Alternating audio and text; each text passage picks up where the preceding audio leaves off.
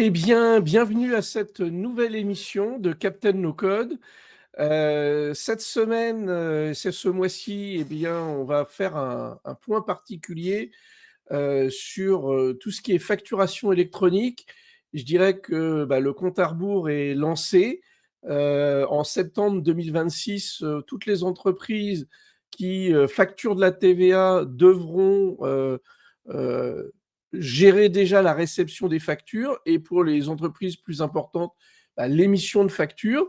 Et l'idée aujourd'hui, c'est de pouvoir parler un petit peu de ce sujet, de le découvrir. Et j'ai plus particulièrement un invité que je vais ajouter à la scène. Voilà, Fabrice Norman, bien connu des aficionados de l'environnement FileMaker. Du coup, on va en profiter pour ceux qui ne te connaissent pas encore pour commencer une première question. Déjà, comment t'es arrivé dans l'univers FileMaker, Fabrice? Bonjour. Un peu comme presque tout le monde qui arrive dans FileMaker, c'est-à-dire pour ses propres besoins, dans un vrai métier. Et le mien, c'était assistant réalisateur dans le cinéma. Donc j'avais besoin de... À l'époque, il n'existait rien du tout pour organiser les tournages. Et donc je me suis fait ma propre solution, qui avait d'ailleurs moins pour objet de vraiment remplacer ce que je faisais que d'essayer de m'éviter de faire une grosse bêtise. C'est un métier où c'est vite fait de faire une grosse bêtise.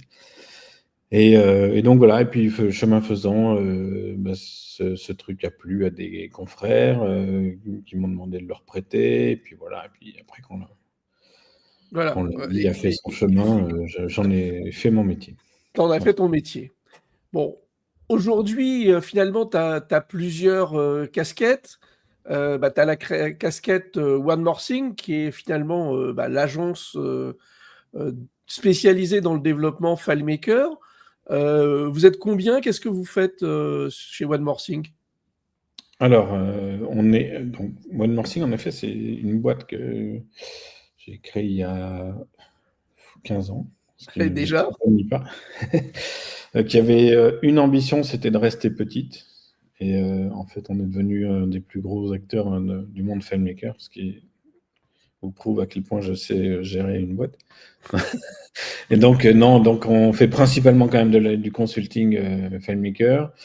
Donc voilà, du développement FileMaker sur mesure. Et également, on a développé toute une branche hébergement qui s'appelle fmcloud.fm et qui est vraiment un succès à l'échelle mondiale maintenant. Et voilà, on est très très bien positionné dans dans le secteur de l'hébergement spécifique pour FileMaker, avec une architecture très originale, on va dire.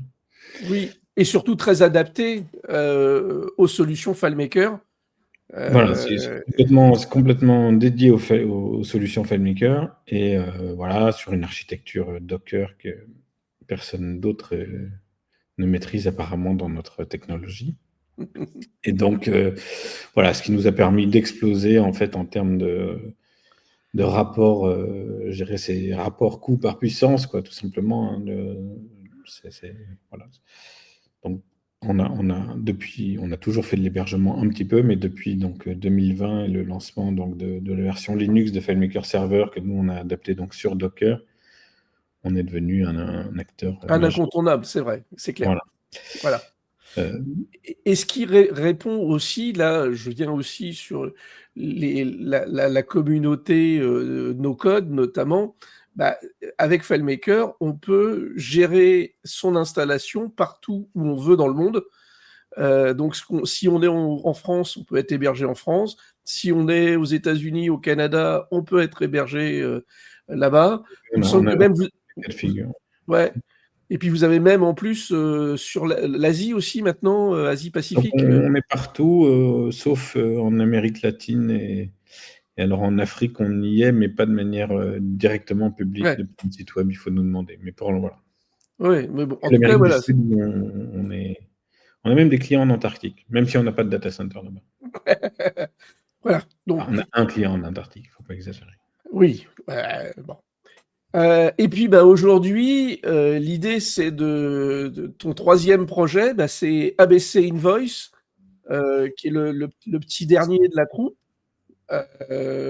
Est-ce que tu peux alors, l'objectif, c'est que tu vas nous présenter ça un peu plus en détail, tout à l'heure, puisque c'est le but, de notre, rencontre du mois. Mais explique-nous en quelques mots, c'est quoi ABC Invoice et quel est Donc le oui, contenu? j'essaie donc en fait le ABC Invoice, répond à un besoin puisqu'il y a une réforme à l'échelle européenne de la facturation qui implémentée un peu bizarrement. Donc, je dirais que pour résumer, toute l'Europe passe à la facturation électronique de manière, très désordonnée et très compliquée, et on demande à toutes les entreprises, d'y passer. Heu Et donc c'est un enfer évidemment, c'est un objectif complètement inatteignable en réalité. Heu et donc nous, on a essayé de regarder les choses un peu, dans l'autre sens et de se dire: «Mais en fait, c'est pas aux entreprises de se poser des questions techniques et de complexité, on veut juste qu'elles continuent à travailler comme d'habitude et c'est nous qui allons, gérer la complexité». Voilà, et donc en résumé, en une phrase, j'ai raté je crois le challenge, mais pour résumer, c'est vraiment se dire, ben, on a créé un service qui va complètement annihiler la complexité de la facturation électronique pour nos clients. Oui, et c'est vrai que c'est quelque chose que là, on voit, beaucoup d'acteurs qui commencent à sortir du bois, que ça soit, des banques, que ça soit des acteurs proches de la comptabilité, et cetera. Mais il faut pas oublier que l'objectif de toutes ces entreprises, c'est de vous garder, captives le plus possible. Heu, Oui, ou en tout cas, alors pour les banques, elles peuvent offrir un service qui est pertinent, pour les comptables ou ces applications de comptabilité, évidemment, c'est leur intérêt de faire que la facturation se fasse depuis leur comptabilité, mais dans la vie des entreprises, ça ne marche pas comme ça. En bah, fait, oui. tout le tout le problème de cette réforme et de l'implémentation par différents acteurs, c'est qu'elle est faite par des gens qui ont jamais mis les pieds dans une boîte et voilà, et donc nous, par notre métier, on sait quand même à peu près comment ça marche une boîte, qu'elle soit petite ou grosse, ou très petite ou très grosse, et donc voilà, on essaie de répondre à ça d'une manière qui est pertinente pour, la vie réelle. La vie réelle, OK. le truc, qui n'intéresse plus personne en 2025, mais nous, on essaie de s'y attacher. Voilà. Oui, bah, du coup, tu vas nous présenter, tout ça, tout à l'heure, et moi, j'en profiterai pour faire un petit topo, pour, tout le monde, pour mettre tout le monde au même niveau. C'est les grands principes, de la facturation électronique, et tu pourras revenir, voilà, dans une vingtaine de minutes à peu près. Je te réinviterai, avec moi pour, bah, que tu nous expliques un petit peu, tous les écueils que tu vas nous éviter, grâce à cette nouvelle solution et cette nouvelle, plateforme, ABC Invoice. Et du coup, bah, nous, on va, pouvoir, bah, continuer un petit peu notre présentation, bah, un petit peu habituelle, de la plateforme FileMaker. Alors si on a des nouvelles personnes, qui arrivent, sur, cette émission, bah, FileMaker, qu'est-ce que c'est? Bah, c'est un peu du Airtable, sous stéroïdes, parce qu'à l'intérieur de la solution FileMaker et l'univers Clarisse, qui est l'éditeur, eh bien, on va retrouver des outils d'automatisation pour connecter, des éléments. On va retrouver, des outils de formulaire et d'analyse, et donc ces 3 produits, qui communiquent et qui se complètent parfaitement. FileMaker, qui est l'outil de développement et qui est l'outil historique de Clarisse. Clarisse Connect, qui est lui, un équivalent de Make ou de Zapier. Et puis enfin, on a Clarisse Studio, le petit dernier, qui évolue et qui, permet de pouvoir interconnecter, les données FileMaker avec, ses clients. Donc une ouverture vers l'extérieur et qui change un petit peu la donne, et qui permet, de faire du vrai web avec FileMaker. Bon, hem aujourd'hui, un petit peu l'actualité de FileMaker. Bah, déjà, petite auto-promo pour la UFMF, qui est l'association des utilisateurs de FileMaker. Pour la 3e année consécutive, du 23 au 25 avril 2026, bah, nous allons organiser un événement à Aix-en-Provence, comme vous le voyez. L'idée cette année, c'est d'avoir un format, une journée de formation et 2 jours, on va dire de conférences et de topo techniques. Il se trouve que bah, nous avons lancé le nouveau site de Rendez-vous FM et bah, on va faire, enfin on l'a lancé, l'appel à projet et du coup dans le chat, je vais, hop, j'affiche le chat, hop, je vous envoie le lien de l'appel à projet. Si effectivement des personnes souhaitent proposer un thème, hein, c'est pas forcément un thème technique d'ailleurs. On a des thèmes qui sont très variés sur comment commercialiser sa solution, comment démarcher ses clients, et puis des points un peu plus techniques, comme on a eu l'intégration de l'intelligence artificielle avec FileMaker, etc. Et donc, bah, vous pouvez, si vous le souhaitez, bah, faire un appel à projet, proposer des sujets. Chaque proposition sera lue, analysée, et puis bah, vous permettra de pouvoir mieux voilà, venir et puis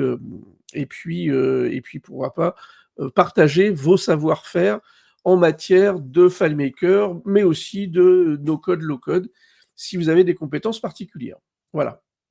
Bon. Rapidement aussi sur un petit peu l'actualité bah, du 9 au 11 novembre prochain à Anvers, bah, il y a un grand rendez-vous Engage You qui, cette année, retrouve pas mal de grandes figures du développement FileMaker, notamment pas mal d'Américains et d'Européens hein, qui viennent spécialement à Engage You et apporter vraiment une plus-value technique, hein, donc avec des sessions vraiment techniques de qualité. On a aussi bah, la FileMaker Week en Italie qui a lieu cette semaine. Donc c'est un peu tard pour s'inscrire, mais l'avantage, c'est que savoir que partout en Europe, bah, il y a des manifestations qui sont organisées autour de FileMaker et de voir un petit peu de tout ce qui du côté dynamique de la plateforme. Bon. Et donc l'idée aujourd'hui, c'est bah, de faire un grand point sur cette facturation électronique. OK ? Parce qu'on commence à en entendre un petit peu parler, mais la difficulté, c'est de savoir, mais concrètement, qu'est-ce que c'est que cette facturation électronique? Qu'est-ce que ça implique? Etc. OK? Alors, première chose, il faut savoir que la facturation électronique, bah, c'est une obligation, OK? Qui est, comme l'a dit Fabrice en début d'intervention, qui va être obligatoire. OK? Et finalement, cette facturation électronique, c'est un langage commun pour échanger des données de facturation qu'on appelle de l'EDI, hein, l'échange de données informatisées. Et l'idée, c'est que de faciliter les échanges, que je travaille avec des entreprises françaises en France ou des entreprises italiennes, allemandes, espagnoles, etc., etc. Bon. Il faut savoir que ça sera obligatoire pour toutes les entreprises assujetties à la TVA, d'accord? Et en septembre 2026 pour la France, toutes les entreprises devront avoir un système de réception de factures. Donc, il faudra s'abonner à un système de réception de factures directement. Et en fonction de la taille de l'entreprise, eh bien, on devra mettre en place la facturation électronique dans le côté émission, au plus tard au 1er septembre 2027. Ok. Ça, c'est pour notamment les toutes petites entreprises, hein, les micro-entreprises auront un délai supplémentaire pour mettre ça en place. Ok.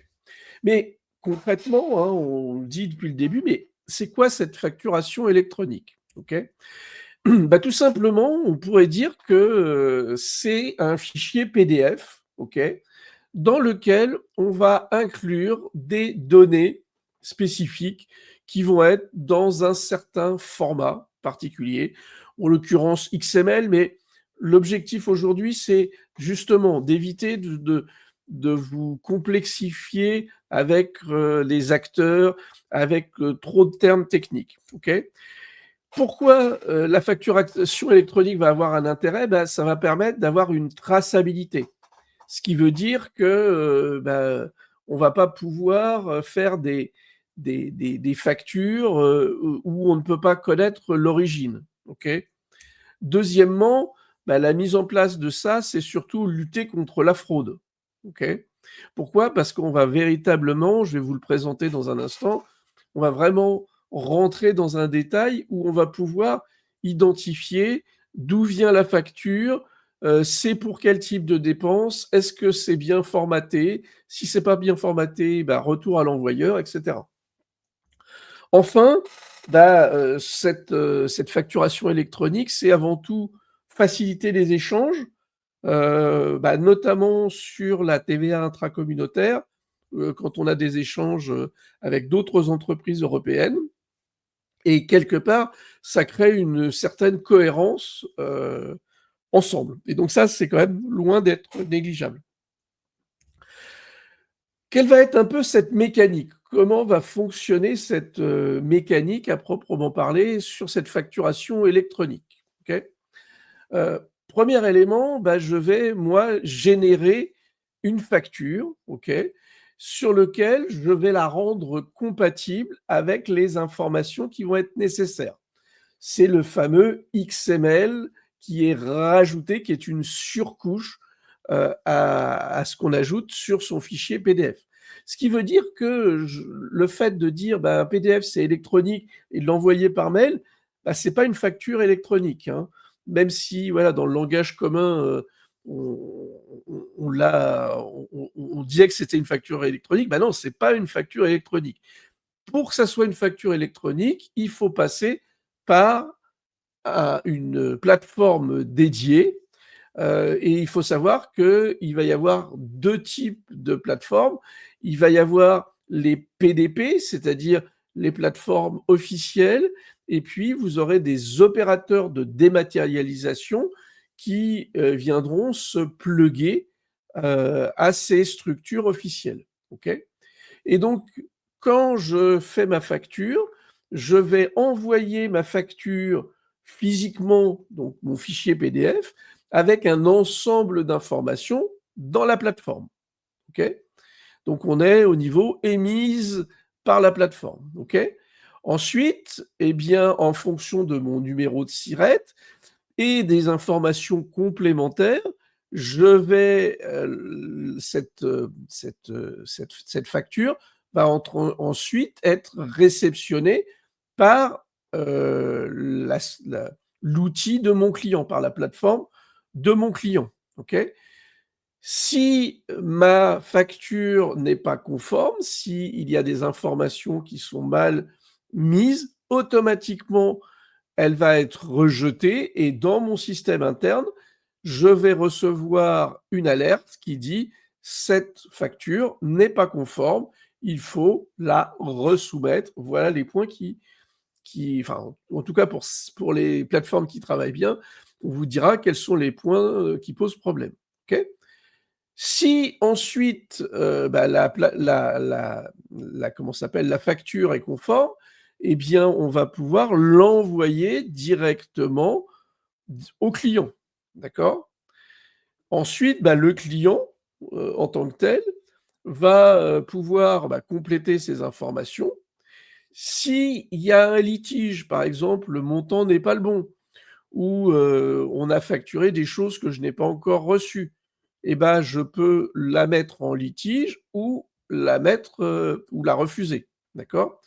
Ou à l'inverse, je peux dire: «J'ai pas encore reçu, l'ensemble de la marchandise et je vais la mettre dans un état suspendu en attendant que toute la marchandise me soit livrée» et à ce moment-là, je peux soit l'approuver partiellement pour dire: «Je suis d'accord avec ça, ça, ça et ça et ça sur ma facture, mais tel point et tel point, pour l'instant, j'ai pas reçu la marchandise, donc je ne paye pas». Donc là, ça permettra aussi, quand on a des litiges avec des clients, de se de pouvoir, se concentrer sur, les éléments qui n'ont pas de litige, il y a pas de raison qu'elles ne soient pas payables, d'accord? Et donc une fois qu'on a approuvé tout ou partie de, ma facture, automatiquement, je vais pouvoir créer un paiement et transmettre ce paiement directement, à l'entreprise, fournisseur, à qui m'avait envoyé, ma facture. Voilà un petit peu la mécanique générale qui est sous-tendue, dans la mise en place, de cette facturation électronique. Donc c'est intéressant de bien comprendre qu'il y a la phase de création de la facture, il y a une phase de réception par le client de la facture, ensuite il va la valider ou la rejeter et ensuite il y a le paiement. OK? Donc ça, c'est effectivement des éléments qui nous intéressent parce que c'est là-dessus où, Fabrice nous expliquait la complexité. Il va nous donner quelques exemples assez truculents, tout à l'heure, pour la mise en place de tout ça. Et donc justement, notre rencontre du mois, va me permettre, de refaire venir, notre invité. Hop, je le fais venir à côté de moi. Voilà, Fabrice. Rebonjour Fabrice. Rebonjour. Heu profites-en pour, te présenter rapidement pour ceux qui ne te connaissent pas, et qui seraient arrivés, juste, En après le retard. début de l'émission, en retard, voilà. Eh bien, voilà, je m'appelle Fabrice Nordman, je suis, le fondateur une société franco-belge qui s'appelle One More Thing et qui est spécialisée dans le développement FileMaker et l'hébergement et puis, nous avons sorti, un produit dédié à la facturation électronique qui s'appelle abcinvoice.eu et qui a pour but de simplifier vraiment, l'implémentation de tout ce que vous venez de voir, à expliquer, par marque, voilà et d'en faire quelque chose de vraiment très, très simple. Oui Merci. et ça, c'est finalement un peu ton fil conducteur dans la mise en place, de cette nouvelle plateforme, c'est vraiment de gommer le plus possible, les difficultés. Oui, mais moi, n'étant pas très intelligent, je comprenais rien à cette réforme et je me suis dit que c'était l'enfer et je me suis mis à la place simplement de gens, qui n'ont encore moins de culture informatique et voire pas de système informatique ou parce que c'est une petite Oui, anecdote, mais en fait, il y a par exemple en France, rien qu'en France, il y a à peu près 1,5 des entreprises qui ont pas un ordinateur, même pas un mail, rien. Voilà. Ça vous donne une idée un peu du réalisme, que représente, l'idée d'aller leur expliquer qu'ils vont devoir faire un XML incorporé à leur PDF. et donc Heu, déjà, on a on perdu l'adopte. quatre Donc déjà 99%. déjà, c'est hyper drôle et donc voilà, donc nous on s'est dit: «Mais OK, c'est pas comme ça que ça doit marcher la vie, la facturation, c'est juste, la matérialisation d'une relation commerciale. Les gens, ils vont pas vivre pour, facturer, quoi». Donc Oui, on a fait quelque chose, qui rend tout ce passage, anecdotique avec en plus, on est par nature, étant franco-belge, le siège de la boîte est en Belgique et puis, la on est vraiment moitié-moitié l'équipe, en France, en Belgique. mmh mh. Et ben, on a essayé de voir ça d'un point de vue européen parce que tant qu'à faire une réforme européenne, même si chaque pays a décidé de le faire à sa sauce, on s'est dit: «Mais essayons de voir un peu plus loin et d'œuvrer pour, la génération suivante, s'il y en a une Et donc, voilà, de se dire, ben, on ne va pas simplement continuer à facturer notre voisin immédiat avec le format électronique qu'a choisi notre pays, etc. Par ailleurs, ce que tu expliquais sur le XML incorporé à un PDF, c'est le format français, qui Oui, s'appelle FactureX. L'Allemagne a adopté le même format, mais les échanges sont différents. Les autres pays ont choisi autre chose. oui. Donc, voilà, toute cette complexité-là, ben, on s'est dit, c'est nous qui allons la gérer une fois pour toutes. Certainement pas à chaque boîte de se poser toutes ces questions. Ouais. Et donc ça, c'est vrai que c'est quand même, un gros plus, et qui va certainement retirer une grosse épine du pied de toutes les entreprises, qui ont un système de facturation, qui est, qui est par définition souvent complexe et souvent très proche de l'organisation de l'entreprise et comme tu le disais, c'est une relation commerciale et C'est chaque complexe ou non, entreprise parfois c'est super simple, une facture, ça peut être. oui, Alors la facturation électronique, je veux juste le rappeler, mais va concerner toutes les entreprises qui font du B2B, d'accord? C'est-à-dire qui ont pour clients d'autres entreprises ou du gouvernement. C'est une B2J oui, quand on facture à une entité publique. Donc ça ne concerne pas les entreprises qui ne font que du B2C, donc vente aux particuliers, mais je ne connais pas une entreprise qui ne fasse jamais une facture vers bah une oui, autre entreprise. Ne serait-ce que pour, je sais pas, revendre ses tables et chaises, bon, bref. Donc on a toujours quelque part au moins quelques clients en B2B. Donc voilà, toutes les entreprises assujetties à la TVA qui font du commerce B2B sont obligées de passer à la facturation électronique. Et parfois, la facturation, ça peut être extrêmement simple, hein. Ça peut être, on écrit sur une quittance, voilà, voilà, le montant, point barre. le montant, la description, le montant, et c'est tout. Donc c'est pas un processus qui en soi est compliqué. Nous, on veut pas que ce soit plus compliqué, donc ça va marcher aussi pour ces cas-là. Il faudra faire Ouais. un petit effort de Alors fait. justement, est-ce que tu peux nous parler un peu des différents modes d'intégration, que tu as prévus? Peut-être à commencer par le plus simple, l'email, hein, il me semble que, tu as un Voilà, système, donc en effet, donc notre idée, c'est vraiment les entreprises doivent rien changer, ou vraiment le minimum à la manière dont elles facturent actuellement. Donc et ça concerne autant, les factures, émises, qu'on envoie à ses clients, les factures de vente, que les factures d'achat, celles qu'on reçoit. D'accord? Et donc donc ABC Invoice permettra les 2, envoyer et c'est recevoir. les 3 flux, c'est-à-dire l'envoi de facture, la réception de facture et l'e-reporting, voilà. Et là-dessus, on sera très en avance puisque justement, on l'a déjà prévu, non pas seulement au niveau européen, mais au niveau mondial, de pouvoir recevoir, tout type de facture. Donc les différents modes d'intégration qu'on a, ben, il y a la manière la plus simple, c'est-à-dire, là où je faisais une facture en Word ou en PDF et cetera et que je l'envoyais par email, eh bien, je vais simplement pouvoir le faire, continuer de faire exactement la même chose.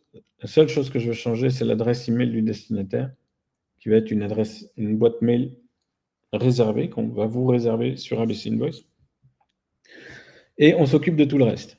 Bien sûr, vous retrouvez la facture ensuite dans votre interface web, vous la validez, voilà. Ça, c'est vraiment le truc qui change rien, au Mmh. flux, on a également une app mobile toute simple pour, les gens, ça va être très pratique, notamment pour la réception de factures, mais aussi pour ce cas dont je parlais, hem, des gens qui font des factures manuelles.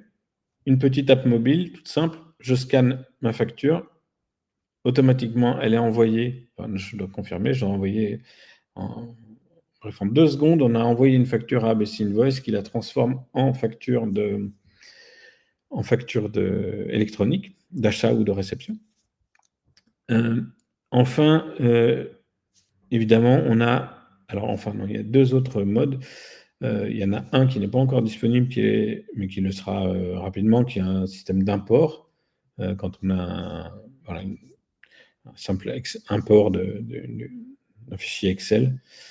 Et puis vraiment ce qui nous intéresse le plus, je pense, ce qui intéresse le plus les auditeurs c'est l'API. Donc, on a une API qu'on peut bien sûr appeler depuis n'importe quelle technologie. Hein, c'est une API REST, tout ce qui est plus classique. Et bien sûr, si on a ici des aficionados de FileMaker, et on en a.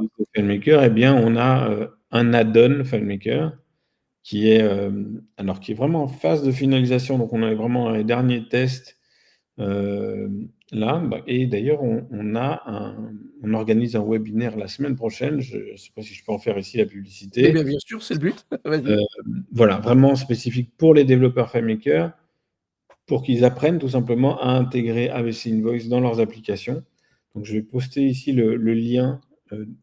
C'est ici dans le chat. Ouais, dans la partie chat, ouais, tu ouvres commentaires et tu Voilà. mets dans la Donc partie ici, chat. ça c'est, je mets ici le lien pour donc ça c'est webinaire sur l'add-on FileMaker.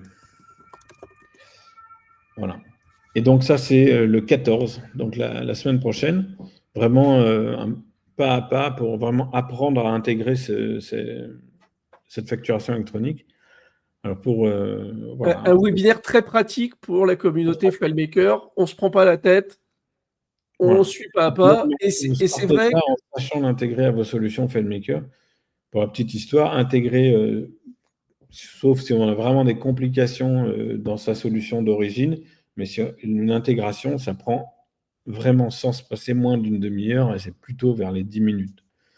Donc Oui, c'est vraiment... j'ai commencé effectivement, pour certains, tu nous as mis en bêta. J'ai regardé la semaine dernière les éléments et c'est vrai que le process est quand même très simple et ça évite d'avoir à tout redévelopper des éléments spécifiques dans sa solution. On rajoute une table, quelques champs sur notre table facture et liste ligne de facture. Et globalement, ça s'intègre quand même très facilement, il faut le dire, parce que souvent, ça va être une crainte de dire: «Ouh là là, comment je vais faire?» Je trouve que l'intégration a bien été poussée dans les premiers éléments que j'ai pu voir. Merci. Et donc, on n'a même pas à se poser la question de savoir quel format on doit utiliser, par exemple, qu'on soit en France avec le FactureX ou en Belgique ou ailleurs avec l'UBL. Ça ne fait aucune différence. C'est nous qui faisons le travail. Ouais, ce qui est pas négligeable. Et puis, du coup, dans ce que tu m'avais évoqué aussi pour un peu la communauté no code un petit peu élargie, tu as aussi, en prévision le fait d'avoir un appel API via, Zapier ou Make, pour, simplifier l'intégration. Alors, on peut en fait multiplier comme c'est une API REST, hein, c'est vraiment tout à fait possible de faire une interface Zapier ou Connect, si quelqu'un utilise Claris Connect Voilà. ou autre. Tout ça est vraiment très facile. Ce qui est un tout petit peu plus délicat, mais on l'a fait, c'est par exemple les gens qui utilisent Stripe pour facturer, donc depuis leur backend WordPress ou des choses comme ça, ou WooCommerce ou autre, et qui ont une facturation derrière en Stripe. Et bien voilà, on sort un plugin aussi qui va automatiquement en fait prendre vos factures Stripe et les envoyer à BC Invoice pour en faire la facturation électronique. Puisque Stripe lui-même ne le fait pas, Oui. étrangement. Même s'ils ont dit qu'ils voulaient y aller, il n'y a pas Non, non, d'annonce. Voilà. ils ont plutôt opté pour faire pour voilà, publier des infos sur des plugins C'est ça. de tierce partie, dont le nôtre. Ce qui est bon à savoir, là aussi. Oui, ouais, bah, tout à fait, ça représente un besoin important. Je vais juste me Alors, permettre un petit point sur le vocabulaire quand tu l'as expliqué, parce que les oui, génies qui nous pondent cette réforme ne sont jamais à court d'idées pour continuer d'essayer d'enfoncer le clou. Et donc, après avoir communiqué pendant quelques années sur la terminologie PDP et opérateur de dématérialisation, Ce que nous sommes, hein, d'ailleurs, pour nous Ouais. situer un peu sur la chaîne, ABC Invoice, c'est un opérateur de dématérialisation. Eh bien, ça y est, on vient de changer de terminologie à quelques mois de la Du réforme, lancement. Ouais. de la deadline, hein, parce que la réforme elle est déjà en cours, hein. Vous pouvez déjà faire de la facturation électronique, hein. C'est juste là, vous n'y êtes pas encore obligé, sauf si vous êtes une très grosse boîte. Et donc, on va maintenant parler en France, hein. Je parle de PA pour les anciennement PDP. PA pour plateforme agréée. Le nom ne dit pas agréé à quoi, mais c'est Ouais. pas grave. Et les solutions compatibles qui deviennent, donc ça, c'est les anciens opérateurs de dématérialisation. Donc SC, solution D'accord. compatible avec quoi, on ne nous le dit pas, mais voilà, vous avez compris que c'était. Il y a de toute façon, la logique, c'est il va y avoir que quelques entreprises agréées et l'objectif, c'est qu'il va y avoir toute une myriade de services, qui vont faciliter comme ABC Invoice, et la question, c'est l'intégration, là-dessus et ça peut aller plus loin. Alors, est-ce que pour nous, on pourra déployer des solutions autour de la facturation ou ça sera que les gros? Ben non, c'est justement l'objectif de l'émission aujourd'hui, c'est de montrer qu'aussi, au niveau de nous, acteurs no code, qui livrons des solutions à nos clients, qui organisent la facturation, bah, on a un devoir de conseil, on a l'obligation d'aider nos clients et donc même une petite PME, même, je dis n'importe quoi, une structure, qui fait de l'artisanat, dès qu'elle va, dès qu'elle va facturer de la TVA, elle va être obligée de générer cette facture dématérialisée et donc on a vu que, bah, il y a certains acteurs comme les blancs qui essayent de le faire. On va avoir aussi les comptables, hein, qui vont vous dire: «Ah mais venez chez moi, venez dans ma plateforme comptable, parce que, ça sera plus simple pour moi, parce que j'aurais plus à vous demander vos factures en fin de mois». Mais il y a plein d'inconnus, qu'a évoqué, Fabrice, qui ne seront pas gérés justement, sur les factures, de l'étranger, plein d'éléments qui ne seront pas traités par, tous ces logiciels qui répondront juste aux besoins de: «J'émets votre facture, point barre». On est bien d'accord, Fabrice? Oui, Toi donc qui ça, es c'est ce qu'on voit dans beaucoup des solutions offertes, enfin proposées sur le marché, c'est qu'elles s'occupent d'un aspect qui est celui qui mobilise le plus parce qu'il a l'air d'être le plus compliqué, c'est comment j'envoie une facture. mmh En plus, tout le monde est intéressé d'envoyer des factures, personne très pressé d'en recevoir. Donc, psychologiquement, on voit bien que les gens se focalisent là-dessus, en ayant l'impression que c'est très compliqué d'envoyer une facture électronique. Et c'est vrai que si on passe pas par ABC Invoice, entre autres, mais c'est compliqué. Donc, mais ça n'est que une petite partie du chantier, parce qu'en fait, vous avez des arbres de décision très importants qui est, bah, je prends juste, par exemple, juste la question de l'envoi de facture. J'envoie une facture à mon client qui est à côté de chez moi. Je suis une entreprise française, j'ai un client français. Bon, tout va bien. Il, il est assujetti à la TVA. Je lui envoie une facture électronique. Ah oui, mais non, parce que j'ai peut-être pas vérifié que lui n'était pas encore capable de recevoir une facture électronique. Parce qu'il y sera obligé à partir de septembre, à partir de janvier de janvier pour les Belges, 2026 par exemple. pour la Belgique, mais à partir de septembre pour la France. Bon, mais il ne sera peut-être pas encore capable de recevoir une facture électronique, mais qu'est-ce qui va se passer dans ce cas? Ben, il faut que je lui envoie une facture à l'ancienne. D'accord?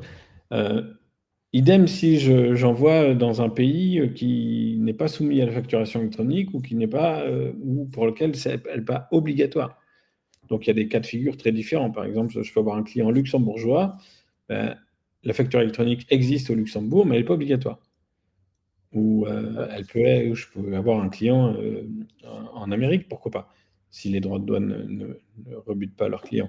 Mais donc voilà, donc tout est possible. Et bien sûr, je peux aussi avoir des clients particuliers qui vont jamais être capables de recevoir une facture électronique. Donc tout ça, soit vous faites un tri, un arbre de décision vraiment complexe de votre côté. Chaque entreprise va devoir se poser la question, mais comment j'envoie à un telle facture? Soit vous dites, mais non, c'est très simple, j'appelle ABC Invoice, je lui envoie ma facture, je lui dis voilà, je vais envoyer un tel, et c'est nous qui nous chargeons de tout cet arbre de décision. C'est Voilà. encore plus compliqué pour la réception, mais donc voilà.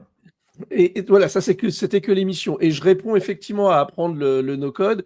Et oui, il y a différentes solutions qui ont proposé de pouvoir envoyer si l'entreprise à qui tu envoies cette facture est déjà dématérialisée, a déjà été, et on va s'apercevoir que tout le monde ne va pas se mettre en même temps. Ce qui veut Non, dire que si je prends la solution Conto, par exemple, eh ben, il va falloir que je dise, la solution Conto va me dire, ah bah oui, tu peux envoyer ta facture. Et puis dire, ah bah non, finalement, cette entreprise, elle peut pas, donc il faut que tu te débrouilles par toi-même. Donc, voilà, on va avoir des disparités très fortes sur ces différentes plateformes. Et bah, l'un des plus bah, évoqués dans ABC Invoice, c'est justement de diminuer cette complexité en disant j'ai un seul flux, c'est celui-là, voilà comment il va travailler. C'est un peu ça la philosophie quand même. exactement, c'est ça. Et en plus, c'est pas diminuer un peu, c'est vraiment diminuer beaucoup, parce qu'on va juste continuer de faire exactement comme on faisait avant. Oui. Et effectivement, hein, Olivier, tu nous dis oui, la Suisse, c'est pas un type XML. Oui, parce que comme l'a dit Fabrice, on a plusieurs choix possibles en fonction des pays, donc les technologies ne sont pas les mêmes, bien sûr. Sinon, ça serait, ça serait trop simple par rapport à ça. Ensuite, la facturation électronique existe quand même pour tout ce qui est la facture, ce qu'on appelle B2J, donc vers les entreprises publiques, enfin bon, entreprises ou Ouais. le secteur public, disons. Ça existe depuis très longtemps. Voilà, donc ça c'est aussi possible. Il faut voir d'ailleurs que la réforme qui n'est pas qu'une réforme technique, qui est aussi, elle présente des intérêts certains, elle intéresse bien plus que les pays européens. Et donc euh, il y a d'autres pays qui manifestent plus qu'un intérêt, qui commencent déjà à implémenter et à rallier ce qu'on appelle le réseau PayPal, mais je ne veux pas rentrer dans ce genre de détails. Mais par exemple, l'Australie, le Canada, on voit des choses déjà implémentées. Oui, effectivement. Et donc Olivier dit bah, que déjà, il a dû s'adapter là-dessus. Donc oui. Alors, c'est très bien, mais globalement, ça coûte combien? Parce que c'est quand même un peu le nerf de la guerre. Quelles ont été un peu tes approches budgétaires par rapport à ABC Invoice? Alors, ben, en fait, on a essayé de faire pas cher, évidemment, mais dans la mesure. Donc, on a un principe qui est à l'usage. Mhm. Euh, alors, ça, c'est quand même assez drôle parce que j'avais chargé ma page de tarif et paf, juste maintenant, elle vient de ne plus fonctionner. C'est drôle quand même. Mais donc, on a en gros des formules mensuelles et des formules annuelles. Ouais. Voilà. Avec en Un certain lancement. nombre de quotas. L'idée, c'est que si je suis une petite structure, ça commence à partir de quoi? 10 factures, c'est ça, par mois? Un truc comme ça? Oui, c'est ça. Exactement. Donc, je suis un petit artisan, je facture que quelques clients, bah, j'ai pas besoin de prendre un super forfait. En revanche, si j'ai, plus de forfaits, si j'ai besoin de beaucoup de factures, bah, je vais adapter, ma consommation. J'ai une formule mensuelle, j'ai une formule annuelle.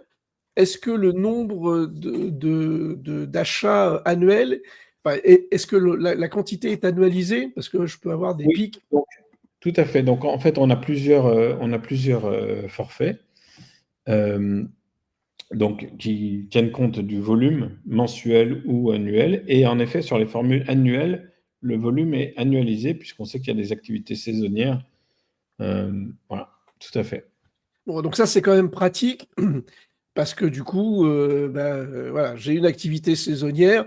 Je sais que je fais 90 de mes factures entre juillet et août parce que j'ai beaucoup de clients à ce moment-là ou à la rentrée parce que je vends du matériel scolaire, par exemple. Et ben automatiquement, je sais le nombre de factures globalement que j'ai à l'année et c'est plus facile. En revanche, quid si je dépasse mon forfait? Ça s'arrête? Qu'est-ce qui se passe? Alors, ça s'arrête, on vous envoie les huissiers? Non, non, bien sûr que non. Il y a un tarif affiché sur la consommation supplémentaire.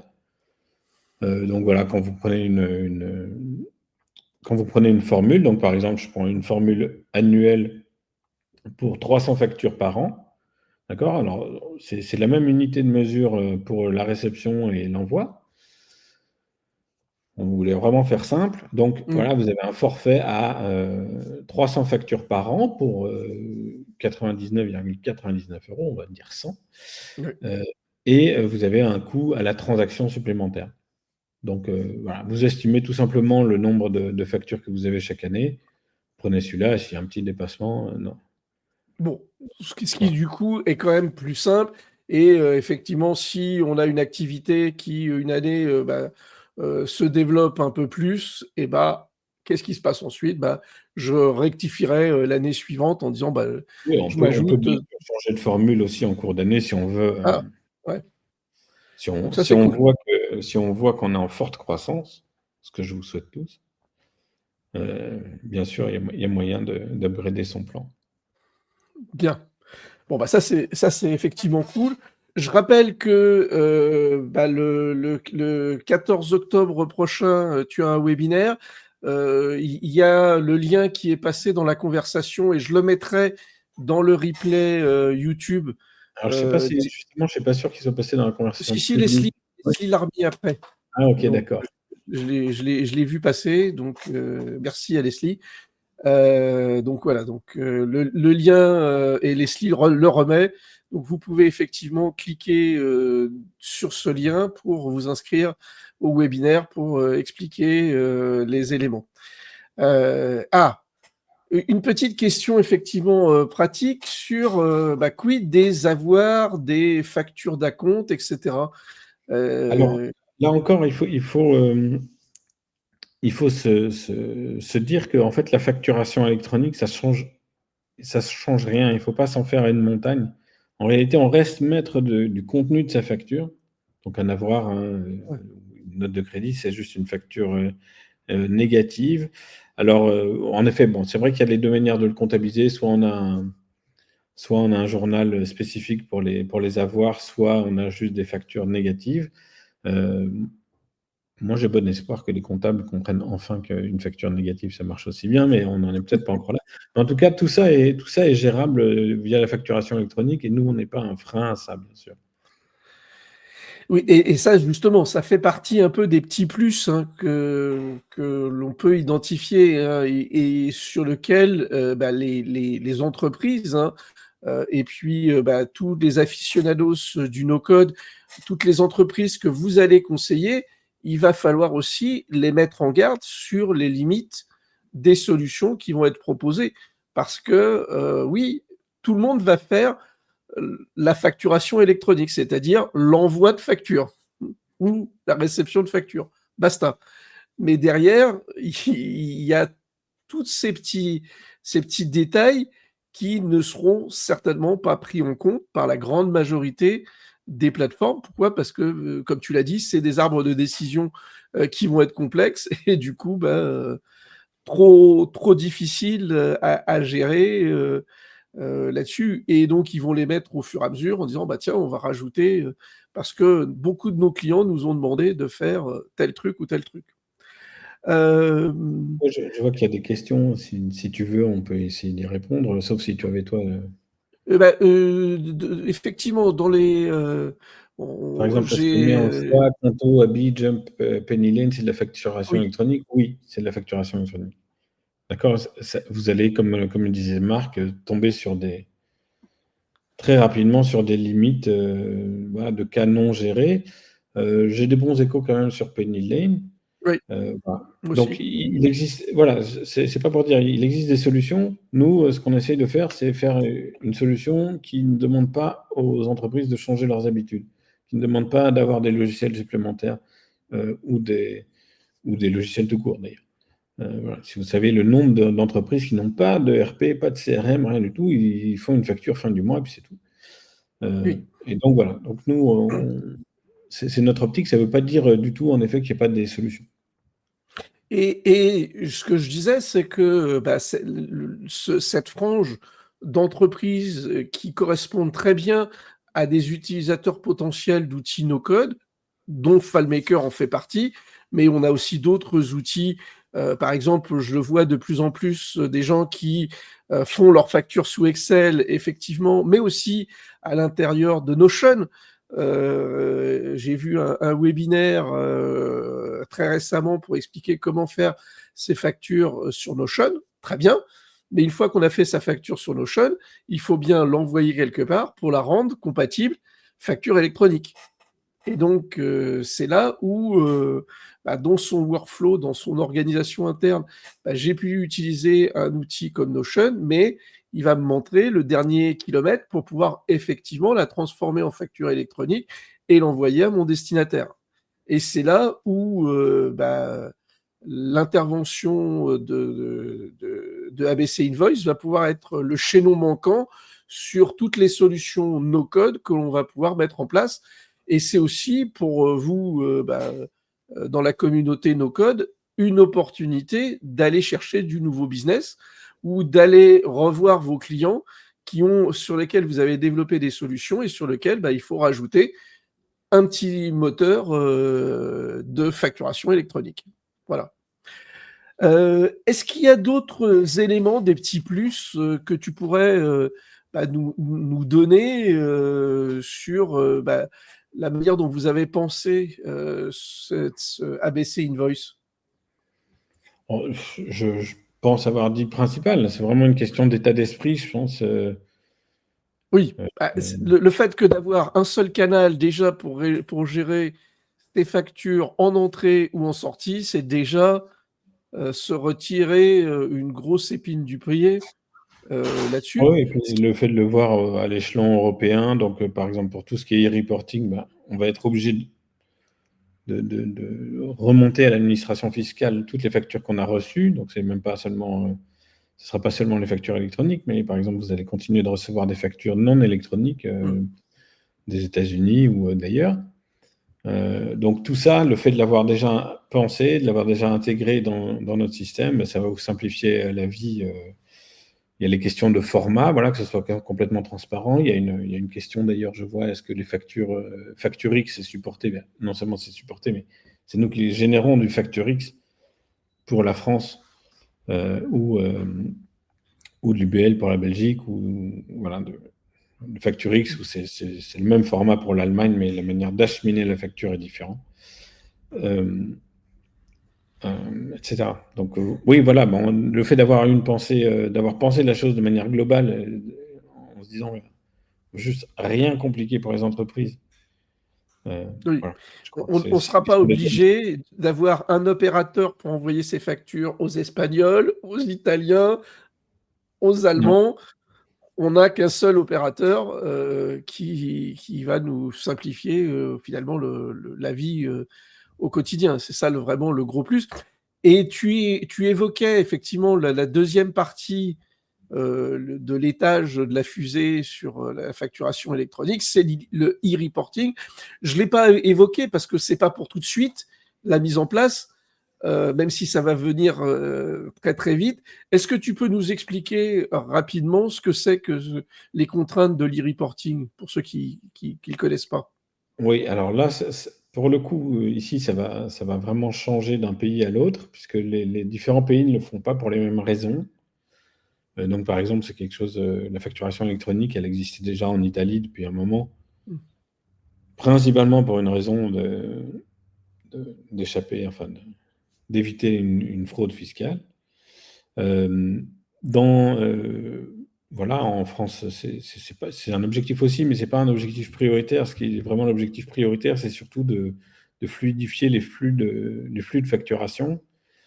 Et donc, voilà. Mais par contre, c'est vrai qu'ils vont utiliser les possibilités de ces flux, le fait qu'on ait des factures électroniques pour pouvoir anticiper, pour pouvoir faire des déclarations plus facilement et calculer déjà plus facilement les TVA, etc. Les clôtures TVA, etc. Donc, on va être à un moment obligé de remonter sa facturation entrante et sortante à l'administration fiscale par voie électronique. Voilà. En fait, les modalités ne sont pas tout à fait finalisées. Finalisé, oui. Donc, Enfin, le détail n'est pas tout à fait finalisé. Ils sont quand même en train de se rendre compte que jamais ça ne pourra être 100% fiable, mais ça pourrait quand même déjà dégrossir les choses. Voilà. Voilà. Et l'idée, c'est effectivement de pouvoir transmettre l'ensemble de ces achats et de ces ventes à l'administration fiscale pour une traçabilité et puis faciliter le travail aussi de parfois le calcul de la TVA qui prend une semaine à l'équipe de gestion dans une entreprise parce qu'il faut récupérer les notes de frais de Pierre-Paul Jacques, les éléments qu'on n'a pas reçus. Oui, mais ça, globalement, il faut voir qu'il y a quand même des gros avantages à cette réforme, en effet, puisque tant au niveau voilà, de ces flux qui vont être simplifiés, juste la collecte de nos factures d'achat, aussi toutes les ambiguïtés sur les échanges, le client qui vous dit qu'il ne vous a pas payé parce qu'il n'a pas reçu la facture, ce genre de truc va disparaître, quoi, parce que Mm. le client ne pourra pas dire qu'il n'a pas reçu sa facture. Parce que ça sera dans l'outil et l'outil va dire check, C'est c'est validé.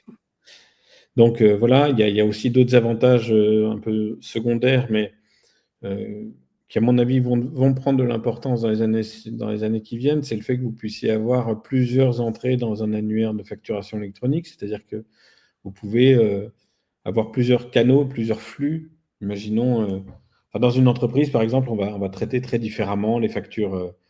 Je sais pas, par exemple, les frais faits par les employés, des abonnements, etc. On va pouvoir avoir plusieurs adresses de facturation comme ça. Et la facture arrivant directement dans la bonne adresse, vous allez déjà pouvoir avoir en interne des traitements différenciés. Donc, c'est par exemple ceux qui ont l'expérience déjà d'avoir déposé une facture sur Chorus Pro, par exemple, pour les administrations françaises, le service public français.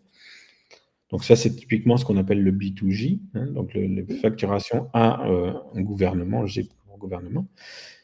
Vous allez, donc d'abord, ça va être compatible avec notre système. Hein. Vous n'avez plus besoin de vous loguer sur Chorus Pro, de vous rappeler comment ça marche, etc. Vous pouvez envoyer la facture via ABC Invoice aussi.